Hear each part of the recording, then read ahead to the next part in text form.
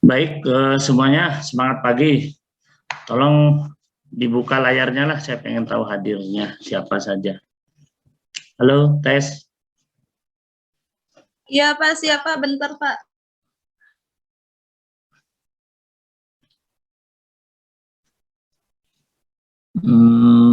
Sudah pada mandi. Metamor. Apa metamor? Oke, kalau bisa Pak. Yang cewek-cewek rata-rata yang siap. Mana cowok-cowoknya ini? Ayo Ribawan. Farhan ada, Andin, Tiara, Epaldi. Oke. Resvita Yolanda Delaya. Nur Ajija.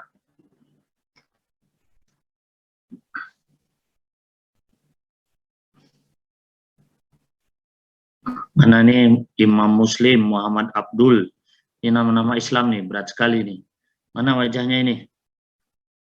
Ada Muhammad Rizki, Muhammad Abdul, Imam Muslim. Mana orang-orangnya?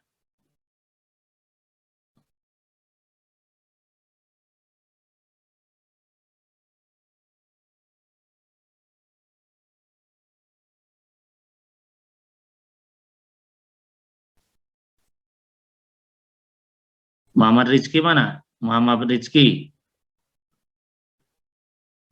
Kadang mahasiswa ini terlalu nyalakan terus dianya pergi. Kira Cynthia. Rizki mana Rizki? Rizki. Muhammad Rizki. Tidak ada orangnya ya.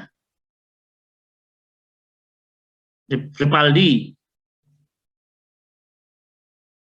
Yuliana Sinta Ripaldi ada. Imam Muslim.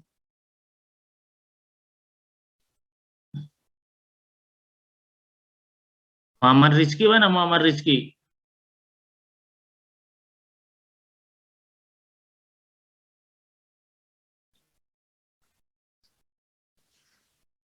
Yuliana Sinta. Mana Yuliana Sinta? Iya Pak, hadir. Hadir. Emilian. M Rizki. Hadir Pak. Oke. Dibuka layarnya, dibuka. Ya, yang penting kalau malu wajahnya munculkan ke tembok juga nggak apa-apa. Mana Rizki ini? Faiza ada. Rizki mana Rizki? Muhammad Rizki. Orangnya kemana ini? Oh, banyak cewek ya. Oke, siap. Sip. Muhammad Rizki. Muhammad Abdul. Muhammad Abdul. Muhammad Abdul ada? Ada Pak. Muhammad Abdul. Ini Rizki mana ini? Muhammad Rizki. Oke, terima kasih semuanya. Yang tugas kemarin simpan aja dulu ya, nanti kita bahas. Oke, saya random aja, cuman tanya singkat saja. Ada yang sudah mengerjakan?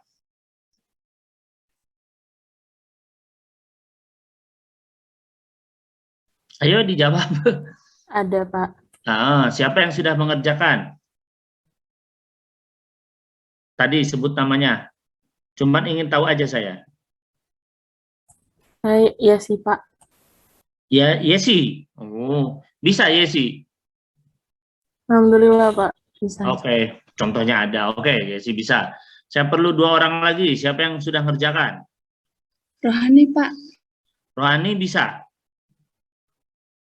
Lihat slide-nya Bapak sama penjelasannya bisa. Oke, siap, sip. Oke, yang cowok, aku minta pendapat yang cowok. Andi Rahim, Yulia, udah ngerjakan belum? Sudah Pak. Bisa Andi? Bisa Pak. Bisa. Oh, oke, kalau gitu. Ya 5 lah, randomnya 5 lah. Si Repaldi. Bisa di. Ini bentar Pak, ini saya bicara sama HP-nya nih. Laptop saya kan nggak bisa. Biasa rapi kamu pakai minyak rambut biasa tuh. Sekarang belum mandi terus Udah rambutnya mandi, acak-acakan. tapi belum pakai minyak rambut. Ya, apa pomade kah? Iya, Bisa pomade. bisa di. Bisa. Oke, ya alhamdulillah kalau gitu. Siap. Satu lagi nih, saya random aja. Nggak ada kesulitan ya. Syukurlah kalau nggak ada kesulitan.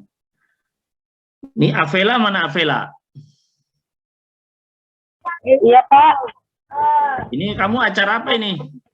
Pak, itu Pak emang lagi rame keluarga. Oh iya. Gimana? Udah ngerjakan? Udah Pak, tapi ada beberapa yang belum paham banget sih Pak. Cuma nanti mau nanya juga ke teman yang lebih paham gitu. Oke. Ya sudah. Yosua udah ngerjaan, Yosua Dolok Saribu. Sudah Pak. Bisa Yosua? Apa? Bisa Pak, tapi pemilihan apanya itu Pak kurang tahu Pak. Yang bentar Pak, kulit. Kalau tabelnya sudah Pak, perhitungannya sudah Pak. Oke, sudah. Nanti yang lain-lainnya kamu baca dulu, kan udah ada. Contohnya ada. Ini kayak ngajar anak SD kok kemarin. Contohnya ada, terus dijelaskan. Kalau sampai nggak bisa berarti memang belum lulus SD, ya kan? Ya kan? SD aja sekarang. Ya. Oke, Dolok berarti Yosua berarti ngikutin. Kuliah yang serius ya, yang bagus. Oke, pagi ini mungkin nanti ada interupsi sedikit, ada mungkin pending sebentar. Saya ini sedang mau kunjungan ke perusahaan, jadi ada dokter datang sini mau di antigen. Jadi antigennya pun dokter datang ke kantor dokternya kan. Kemudian mungkin dalam perjalanan dia.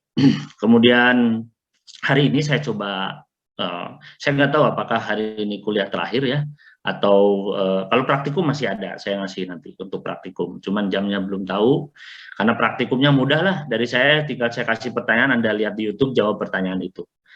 Pesan dari saya, tolong semua tugas disimpan. Berkali-kali saya ngasih tahu semua tugas disimpan. Karena suatu saat tugas itu harus dikumpulkan lewat email misal, begitu nilai Anda hancur. Dan saya nggak ada toleransi, Pak, saya nggak dengar Pak ya, saya nggak tahu, itu bukan urusan saya. Setiap mata kuliah, setiap kuliah saya sampaikan. Ya, tolong setiap tugas disimpan, dikerjakan. Karena begitu nilainya hancur, langsung pada hari itu saya kontak semua untuk mengirimkan tugas ke saya. Mungkin saya akan nilai dari tugas. Untuk menutup, biasanya kalau nilai dari saya ujian kuis bagus, tapi dari yang lain kadang hancur sehingga harus saya tutup. Dari apa? Dari tugas itu ya, supaya kalian lulus. Jadi kalian cepat lulus tuh lain sayang. Kalau kalian tidak lulus besok saya ngajar lagi, ya kan? Ngajar 2 kali. Lebih cepat Anda pergi lebih bagus, ya kan? Jadi diluluskan itu bukan karena pintar, ada juga karena dosennya bosen lihatnya kan. Jadi udah dah luluskan aja biar cepat pergi. Ya, jadi mahasiswa lulus itu macam-macam. Ada yang memang pintar lulus, ada yang memang dosennya kasihan. Kasihan tuh, ya udah diluluskan. Ada yang memang dosennya bosen lihat mukanya, nongol lagi, udah diluluskan aja. Nanti Anda yang mana? Semoga di yang kategori 1. Baik, ini saya coba nyampaikan tentang, saya sebenarnya ngajar juga di TB ya, di Teknik Sipil ya kan, di sana bagian pertambangan juga ngajar kuliah umum. Nanti tanggal 22 Oktober saya ngajar di ITB lagi. Saya coba sampaikan materi di ITB, khususnya di Fakultas Teknik Sipil dan Pertambangan. Ini disampaikan ke Anda karena mungkin saya nggak ada kesempatan lagi memberikan materi ini. Nanti di perilaku satwa lain lagi. Ya, mungkin kita coba bagaimana sih membangun ekosistem ya, khususnya ekosistem tambang. Ini khas banget karena di yang lain juga nggak ada. ITB, kemudian UGM pun mengundang saya untuk ngasih materi kuliah ini ya. Jadi ya semoga kelas ini saya lihat cukup lumayan bagus lah ya kelasnya. Ada atraktif, kemudian ditanya bisa jawab. Saya pikir dipertahankanlah situasi seperti ini ya kan. Baik, untuk materi kuliahnya yaitu tentang membangun ekosistem pasca tambang. Nanti saya coba share screen, oke. Ya, karena ini sifatnya kuliah umum, mungkin Oke, yang sekarang saya izinkan matikan layar, nggak apa-apa. Ya, saya nggak akan ngawasin satu-satu, tapi tolong diperhatikan. Yang mau on silakan, yang mau matikan silakan, karena jaringan beda-beda. Baik, ini materi lokal sebetulnya. Artinya materi ini nggak akan ditemukan di universitas lain. Kemudian juga tidak semua dosen juga menggeluti bidang ini. Ini adalah membangun fungsi ekosistem pasca tambang. Jadi ini ekologi satwa liar. Tentunya kita belajar ekologi satwa liar di kuliah pertama untuk apa? Ya, agar kita bisa mengonservasi satwa liar. Dan ini tema pertama adalah bagaimana kita membangun fungsi ekosistem pasca tambang. Karena ini materi kuliah di UTB atau di UGM, mungkin beberapa hal saya skip ya, saya lewati supaya relevansi dengan bidang Anda. Ini adalah tim saya melakukan beberapa riset ya di kawasan pertambangan sudah hampir 15 tahun. Kemudian juga kita mengembangkan beberapa penelitian, kemudian kita juga mengembangkan beberapa kerjasama. Intinya sih, kemarin ekosistem sudah saya kasih tahu, populasi adalah kumpulan spesies, komunitas adalah kumpulan populasi, ekosistem adalah interaksi antar komunitas. Itu ya di materi kemarin. Itu harus hafal banget tuh, sudah harus di luar kepala yang itu. Baik, apa yang saya sampaikan ini sebetulnya hasil kegiatan riset jangka panjang di beberapa mitra. Jadi ini ada perusahaan-perusahaan pertambangan batu bara. Kemudian hampir 15 tahun saya menjadi konsultan mereka di Kideko, di KPC, di BEK dan lain-lain, di Baramulti, Agincourt ya. Ini saya pikir cukup bagus karena risetnya jangka panjang. Jadi apa yang disampaikan ini hasil riset. Nah, untuk teori-teori silahkan belajar sendiri, teori dasarnya yang kemarin yang handout-nya saya kirimkan. Untuk yang ini kalau Anda tertarik screenshot aja ya, karena ini menyangkut data-data perusahaan, jadi di screenshot untuk, atau yang lebih penting nanti saya beritahu. Ya, saya ngembangkan sebetulnya lembaga namanya Positrop ya, impact program, kita ngembangin integrated monitoring pasca tambang. Ini adalah program yang saya kembangkan dengan beberapa tim. Secara umum ada 30 mahasiswa yang gabung di sini, ya kan. Ada yang sudah gabung 8 tahun, ada yang udah gabung 10 tahun, ada juga yang akhirnya sekolah ke Amerika. Kemudian bisa kita kembangkan ke arah sana. Ntar saya sambil connect ke yang satunya, HP yang satunya. Kemudian nih ada mahasiswa dari Zurich juga datang sini. Kemudian saya juga membimbing di sana. Kemudian kemarin nih ada juga beberapa profesor dari Jerman kerjasama kita mengembangkan drone. Kemudian ini dengan profesor dari Texas ya, dari Amerika, Kanada. Kemudian ini beberapa siswa dari Wisconsin Madison. Saya juga ngajar di sana. Jadi ini adalah kerjasama yang saya bangun untuk bagaimana mengembangkan riset. Jadi kalau Anda meskipun WFH ya, coba punyalah cita-cita, punya keinginan yang bagus ya. Jadi biar oke gitu kan. Nah, ini kerjasamanya. Kemudian kadang juga ngasih kuliah umum sampai kenalan ya. Ini beberapa kali ngasih kuliah umum di Skotlandia, kemudian juga di Jerman di Freiburg, kemudian di Hokkaido rutin sampai sekarang. Bahkan ini ada kerjasama dengan tim di Hokkaido. Di Texas ini udah 5 tahun. Sampai sekarang sampai 2023 saya menjadi dosen pembimbing di sini di Texas El Paso. Kemudian di Wisconsin masih jalan. Kemudian juga ini di National Science Foundation Amerika atau LIPI ya, LIPI-nya lah versi kita. Kemudian ini suasana mengajar di beberapa universitas di Amerika. Dan bersyukur, jadi saat saya ngajar yang hadir harusnya mahasiswa, tapi ternyata yang datang para profesor, doktor, profesor datang. Karena mereka tertarik sebetulnya dengan tropis. Makanya kalau Anda ini momen yang bagus ini tidak digunakan tuh sayang sekali. Buat apa kuliah? Nggak ada yang nyuruh Anda kuliah, kan? Jadi yang nyuruh yang Anda kuliah itu harus sukses sebetulnya. Jadi jangan sampai cuman ngisi absen ngapain ya. Ini kehidupan Anda sendiri itu kan. Jadi serius, kemudian ikutin, kemudian catat, nggak ada yang penting. Kalau ada kuliah hanya sampingan, percaya hasilnya hanya sampingan nanti. Sebanyak angkatan saya maupun mahasiswa-mahasiswa yang saya tahu betul kuliahnya sembarangan, nggak serius, beda loh ya. Kuliah serius dengan nggak serius itu beda. Ada yang nakal, duduknya di belakang, tapi serius, kelihatan berhasil.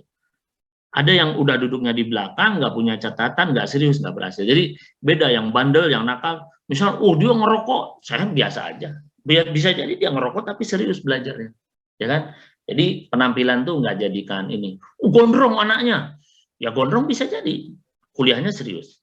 Tapi ada juga udah gondrong ngerokok, on dikit ya kan, kuliahnya nggak serius ya outputnya pun kayak gitu. Ya, jadi anda ya harus serius ya kuliahnya supaya bermanfaat. Dan sayang sekali Anda ini di Kalimantan Timur. Buat saya Kalimantan ini provinsi yang paling cantik di seluruh Indonesia. Dari fenomena ekologinya, dari company-nya, dari seterusnya, sehingga kalau nggak ada motivasi itu sayang sekali. Anda berada di lumbung, ya, di lumbung project. Anda berada di lumbung masalah. Belum tentu dari UGM, ITB punya kesempatan, dari IPB punya kesempatan. Saya di lapangan sarapan pagi di rumah, kayak ini nanti saya ngajar, kemudian saya antigen, nanti saya langsung ke lapangan.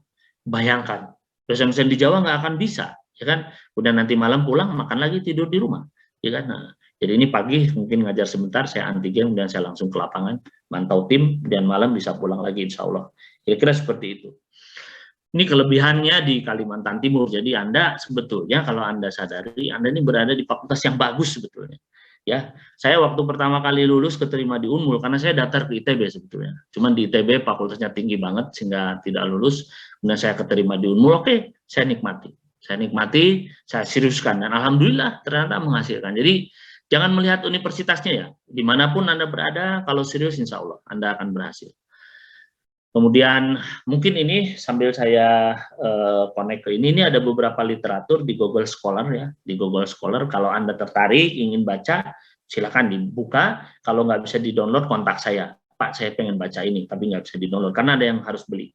Nah, indeksnya udah lumayan cukup lumayan ya, 9. Ini beberapa jurnal internasional yang saya publikasikan. Dan alhamdulillah hari ini, kemarin ya, minggu lalu dapat kabar bahwa ada satu jurnal juga terpublikasi lagi di Amerika. Oke, saya konekkan 9, 23,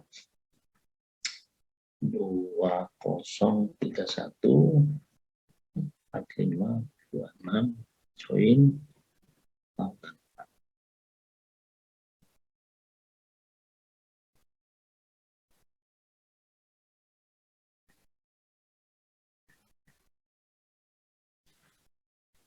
Ya ini YouTube yang sudah saya sampaikan. Jadi sebetulnya ke depan saya yakin sekali bahwa buku, jurnal itu hanya salah satu media aja. Salah satu media lain yang akan bagus untuk tempat Anda belajar sebenarnya nantinya adalah YouTube. Saya yakin banget YouTube 5 tahun, 10 tahun ke depan menjadi media belajar yang bagus untuk Anda ya.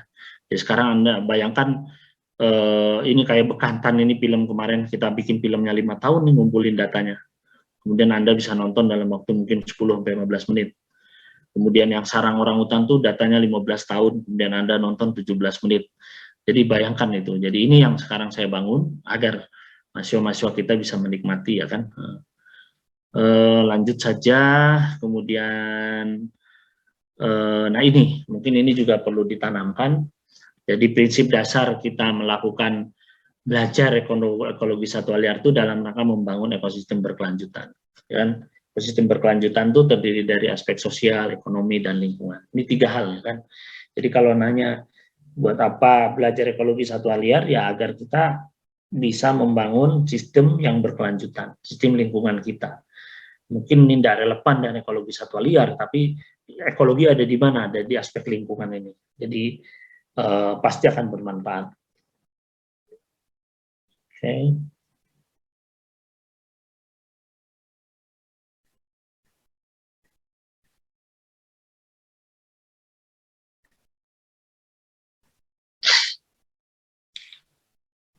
Yang gini-gini boleh di print screen ya, karena saya pikir informasinya cukup bagus.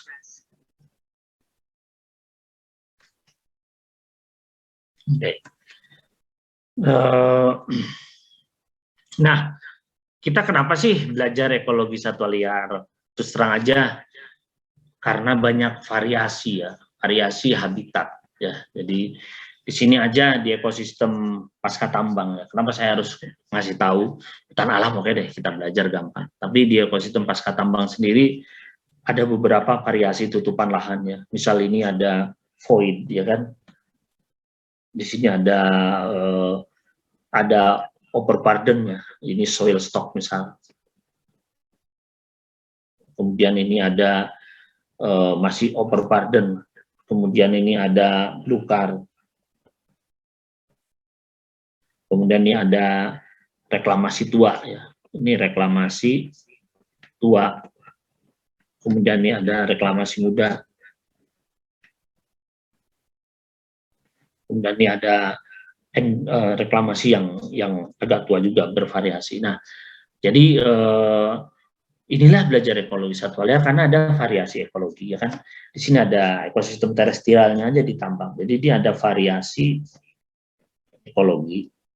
Makanya ilmu itu penting banget, basic sekali. Jadi kalau ditanya contoh ekosistem ditambang aja beragam ya, yang terestrialnya aja. Ini yang terestrial itu daratannya. Jadi yang terestrial itu yang daratannya aja. Ya, ini yang daratan. Oke, jadi sebutkan variasi ekosistem di tambang yang terestrial itu ya ada soil stock, ada overburden, ada reklamasi muda, ada reklamasi tua, dan seterusnya. Jadi ini variasi ekologi di ekosistem pasca tambang. Kemudian juga baru yang terestrial. Kemudian kita melihat bagaimana yang akuatik ya, akuatik itu perairan. Tadi di sayanya sudah akuatik, tapi di sini masih belum ya. Nah, oke. Nah, akuatik itu perairan ya. Di sini bagaimana ekosistem akuatiknya di tambang.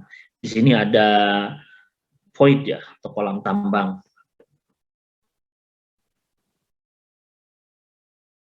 Kemudian di sini ada misal outlet.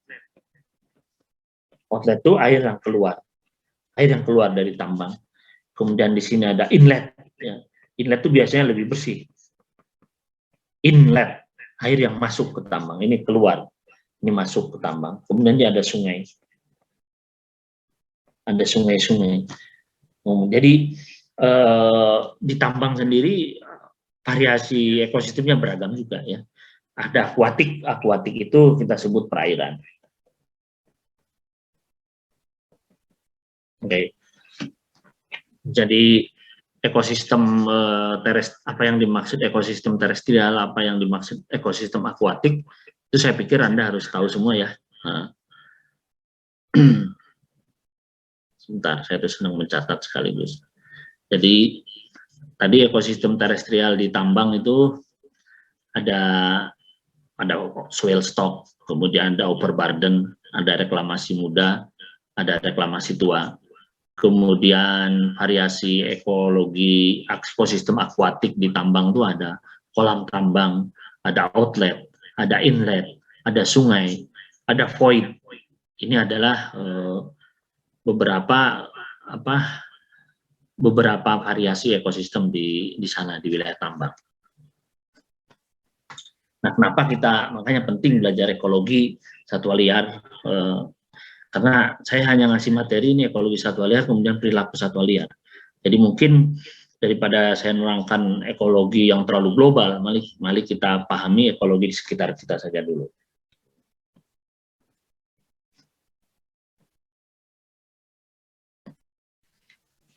Kemudian konservasi ya.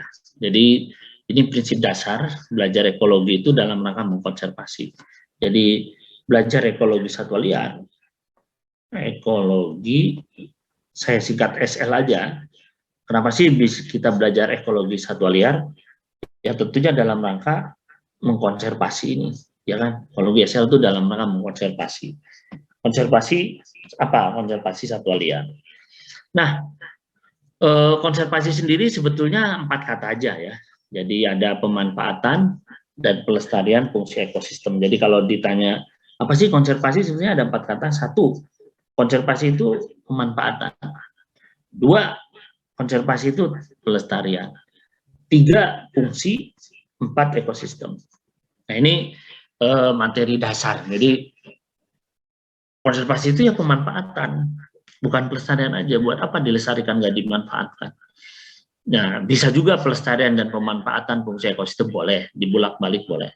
Bisa 1, 2, 3, 4, bisa 2, 1, 3, 4. Oke aja, ya kan? Itu definisi dari konservasi itu sendiri. Terus apa yang dimanfaatkan fungsinya? Jadi yang kita manfaatkan fungsinya. Bagaimana fungsi-fungsi ekosistem itu bisa kita manfaatkan.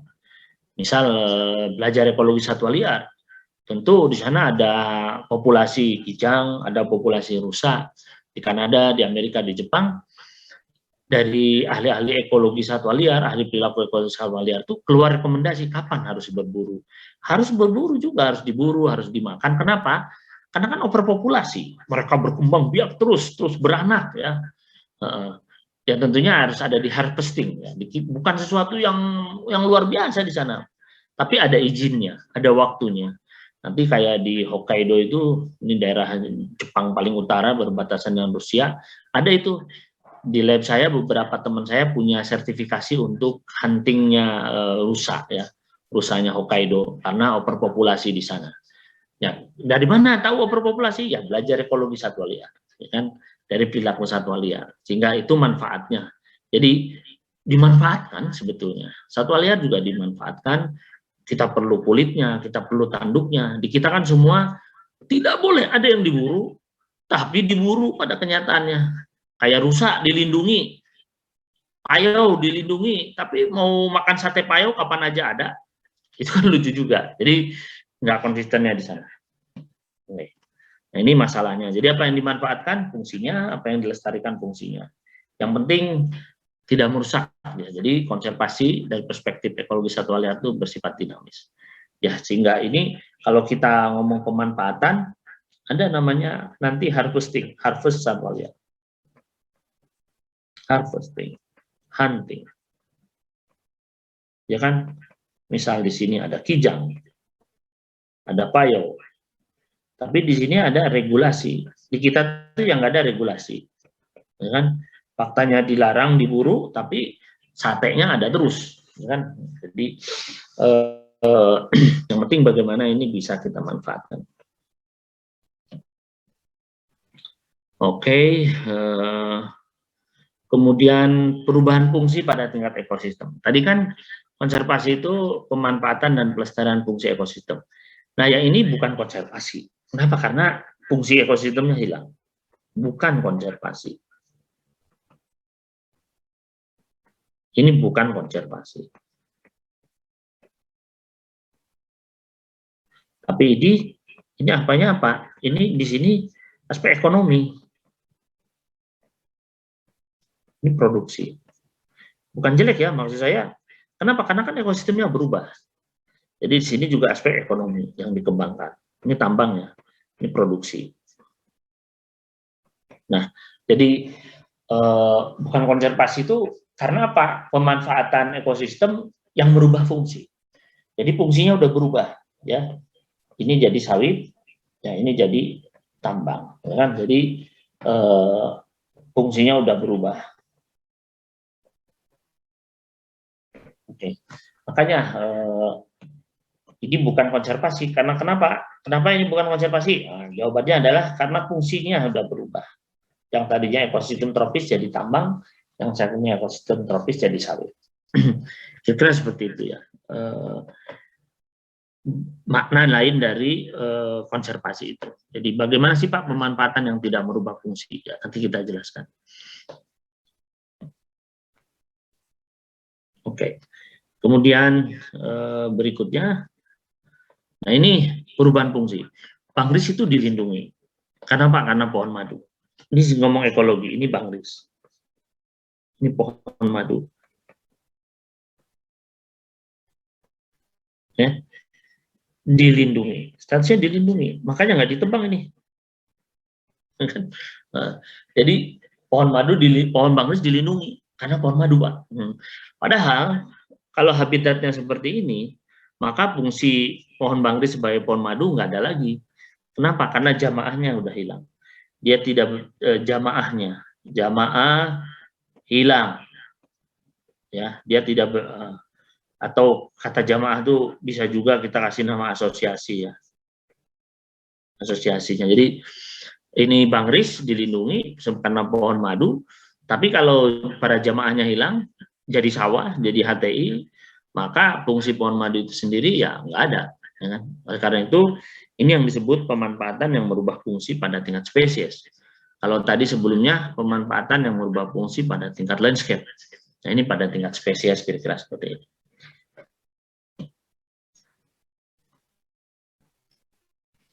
Nah, contohnya begini ya. Nah, ini tadi yang saya bilang Bang Riz. Ingatin ya Bang Riz itu ya, Kompasia Excelsa, minimal Anda ada pengetahuan, ini pohon madu. Pohon madu. Nah, ini madunya. Ya, ini madunya. Bisa sekampung. Recording stopped. Di sini ada pohon Bang Riz, bisa dilihat di areal terbuka ya, di areal terbuka pohon Bang Riznya ada tapi nggak ada madunya. Nah, ini. Nah, di areal terbuka. Ya kan?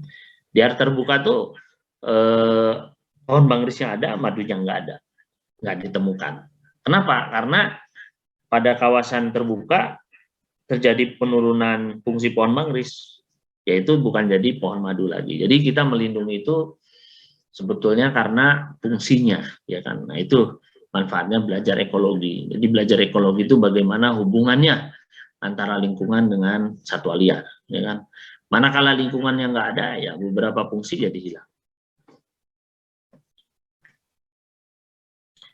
Kemudian, nah ini prinsip dasar dari ekosistem hutan tropis ya, prinsip dasar. Saya kasih tahu ada berapa ini di sini, ada berapa jenis? Jawabannya 3 jenis. Ya kan? 3 jenis ini di sini. Ini non tropis. Misal saya kasih gambar, sini ada 3 jenis. Terus bagaimana di tropis? Di sini ada 1, 2, 3, 4, 5, 6, 7, 8. Ada 8 jenis. Contohnya. Ini tropis. Ini non tropis. Coba lihat. Dari gambar ini maknanya apa sebetulnya? Sekarang kita lihat jenis 1 misalnya. Dari tropis ini, jenis 1. Ini kita kasih nama jenis bintang ya. Jenis 1 ini yang warna yang bintang ini. Lihat ada berapa ini pinnya? 1, 2, 3, 4, 5. Jadi jenis bintang ini ada 5. Ya kan? Sedangkan di tropis, jenis bintang ini ada 1. Ya kan? Ketupat ada 1, 2. Ya kan? Kemudian yang ini ada 1. Oke, nah ini yang terpenting dari gambar ini. Ini artinya apa? Di tropis itu jumlah jenisnya banyak. Tropisnya. Tropis itu jenis banyak. Lihat di sini ada 8. Tapi individu sedikit. Nah, ini kelebihannya apa? Hutan tropis, sehingga makanya sensitif. Kenapa? Di hutan tropis itu ada kerusakan dikit aja, pasti banyak habitat yang punah, pasti banyak jenis yang punah. Sehingga ini adalah bagaimana sensitivitas ekosistem hutan tropis. Nah, yang ini silakan di screen, saya coba kasih layar di bawahnya. Oke. Nah, ini jadi hutan tropis itu miskin jumlah individu, namun kaya keragaman jenis. Ini sifat ekologi satwa liar. Nah, karena jenis pohonnya banyak, karena jenis pakannya banyak, otomatis jenis satwa liar banyak. Karena saya jelaskan di awal bahwa kehadiran satwa liar ini pasti akan berhubungan dengan pakannya, ya kan, kira-kira seperti itu. Silakan di ini untuk yang ini apa di share di screen maksudnya.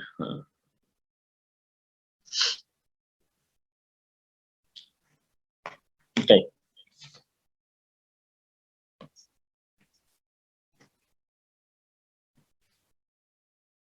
Nah, bagaimana sih sebetulnya biodiversity di hutan tropis? Ya, saya kasih tahu bagaimana penurunan biodiversitas. Ini teh penurunan biodiversitas itu nama lain dari penurunan jenis.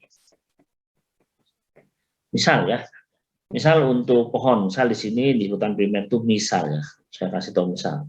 Ada yang sini misal ada 400 jenis. Begitu dikonversi jadi hutan sekunder tua, jenisnya kurang, tinggal 300 jenis. Ya kan?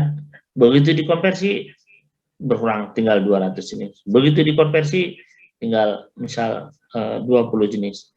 Dikonversi lagi, taruhlah tinggal 15 jenis. Nah, jadi jenis yang menurun itu seperti ini gambarannya. Makanya hutan primer dan sekunder tua, sekunder muda, rehabilitasi, reklamasi itu begitu ekologi yang dikonversi, jenis pohonnya berkurang. Nah, gini ya, kayak jenis pohon, saya kasih panani kurang, maka jenis satwa berkurang juga. Ingat ya, ini tuh artinya K, kurang. Nah, jadi jenis pohon, kalau jenis pohonnya berkurang, jenis satwanya berkurang. Itulah bagaimana ekologi satwa liar. Jadi sekali lagi bahwa belajar ekologi satwa liar itu belajar pakan, gitu ya, belajar kualitas habitat. Oleh karena itu di sini konversi kawasan ini menyebabkan terjadinya penurunan keanekaragaman hayati, ya kan? Penurunan keanekaragaman jenis, penurunan jumlah satwa. Misal saya tanya di sini, apa sih yang mempengaruhi kehadiran suatu jenis satwa? Maka yang dijawabnya adalah kondisi ekologinya, Pak. Maksudnya apa? Kondisi pohonnya, sumber pakannya, ya. Jadi itu yang harus menjadi dasar. Nah, dari gambar ini terlihat kalau jumlah jenis pohonnya makin berkurang, automatically jumlah jenis satwanya juga berkurang. Jadi kira-kira itu dari gambar ini.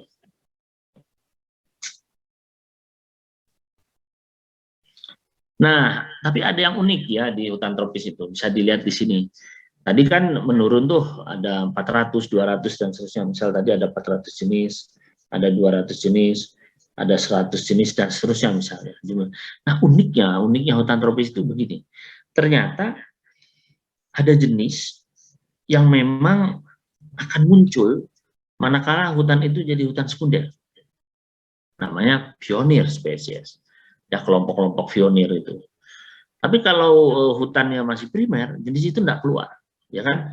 Nah, sehingga konversi atau perusakan kawasan itu memunculkan jenis baru, ya, hadir jenis baru.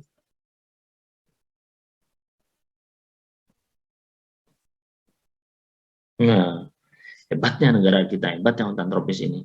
Jadi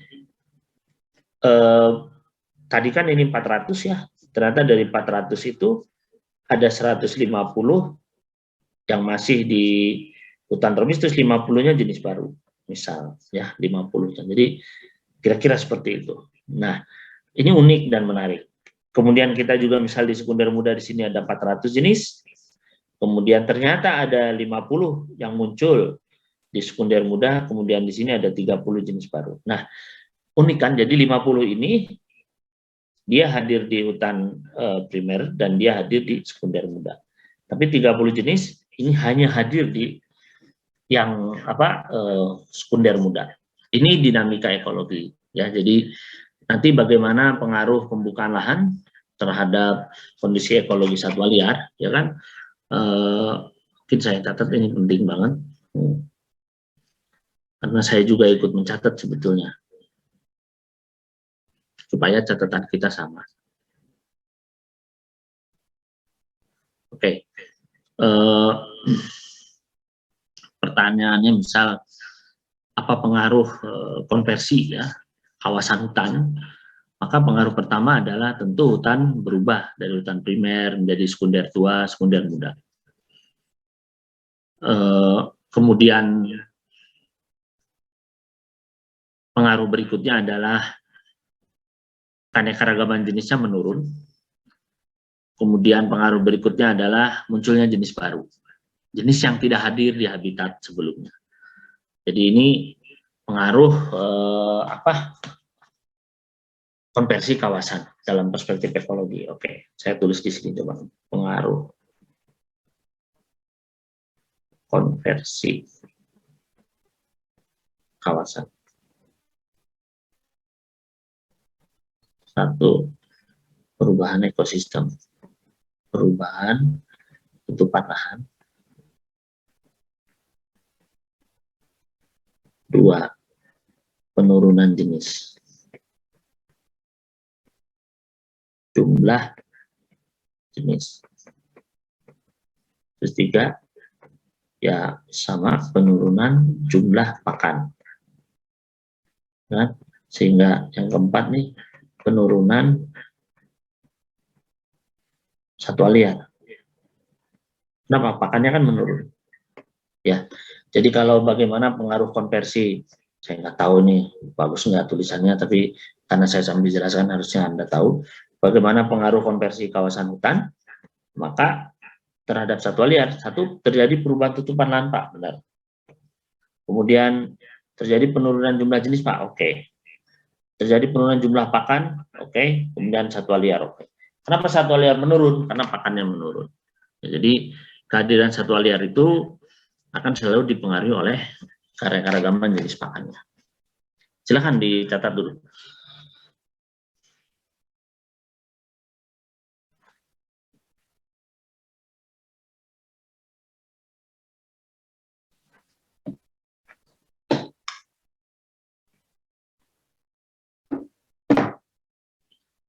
Lanjut. Nah, konversi kawasan dapat menurunkan jumlah jenis, namun di sisi lain menghasilkan jenis baru. Nah, ini saya kasih contoh ya, bagaimana hutan alam dan reklamasi tambang dari jumlah burung. Ya, di sini bagaimana ekologi, di sini ekologi ya, ekologi PS burung, kehadiran burung. Nah, saya menjelaskan bahwa burung di hutan alam itu jumlah burung di hutan alam itu adalah 51, enggak kelihatan. 51 ditambah ini 49. Jadi sebetulnya ada 100 jenis misalnya. Dan sementara di reklamasi itu sebetulnya ada ini 12 ditambah 49. Jadi ada 61. Nah, gini sebetulnya. Tapi dari 100 jenis di hutan alam itu 49 sering ke reklamasi. Ya, jadi ini ada 49. Nah, ini ada di dua, ada pada dua tipe habitat. Nah, gitu. Ya, jadi gambar-gambarnya seperti ini. Ini kita lihat ekologi burung.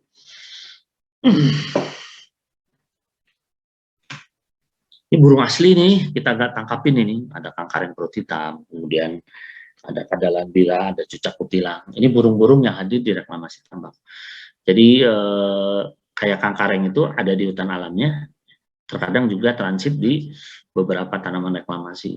Kemudian ini ada kadalan birah, ini di pohon sengon dia kan dia mancang pucuk sengon, makan bunga sengon.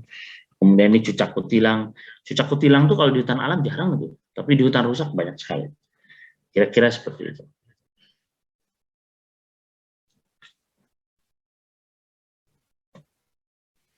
Oke. Nah, diversity and similarity. Jadi hebatnya hutan tropis, ya kan, ini contoh jenis pohon ya dalam beberapa plot ya.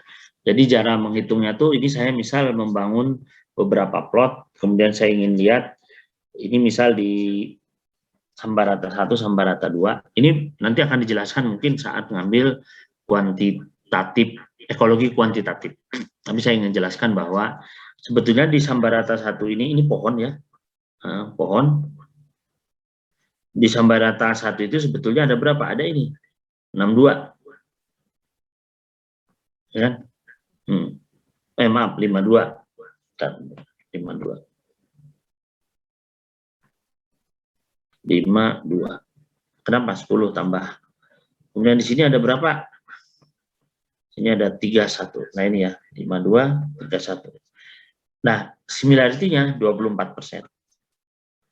Jadi bayangkan dua plot aja yang berdekatan, similarity-nya rendah sekali. Similarity rendah artinya sangat beragam. Ya. Jadi similarity rendah artinya sangat beragam. Oke, nah ini indeks similarity Sorensen. Jadi kita otomatis ini sebetulnya keanekaragaman jenis pohon ini juga mencerminkan keanekaragaman jenis satwa liarnya. Ini basic dasar ya, diversity and similarity. Jadi ini kita Lalu apa Pak dari gambar ini? Gambar ini yang menarik kenapa? Ternyata membangun plot berdekatan pun masih sangat beragam kita itu. Bayangin ini plot berdekatan Sambarata 1 sama Sambarata 2. Ternyata dari dua plot ini yang sama jenisnya hanya 24%. Ya, ini 10 nih 24%. Jadi nah ini 24%. Jadi bayangkan betapa beragamnya hutan tropis kita ini. Nanti ini ada A plus B sama dengan C, C sama dengan A plus B dan seterusnya. Kalau ini saya pikir tidak terlalu dijelaskan, tetapi bagaimana sebetulnya kondisi ekologi di pasca tambang, ya kan? Ini di hutan alamnya. Oke, saya coba lanjut dulu aja. Oke, ini menarik ya, menarik. Jadi untuk orang kehutanan, mohon diingat, saya pesan betul, mohon diingat angka ini. Karena ini untuk orang kehutanan, jangan kita perspektif kehutanan jangan ini ya, jangan lucu-lucuan. Bayangkan satu plot itu jumlah tegakannya itu ada 28.400, di Sambarata itu ada 14.000. Kemudian di sini ada 24.000, ya kan? Jadi kalau nanam cuma 600,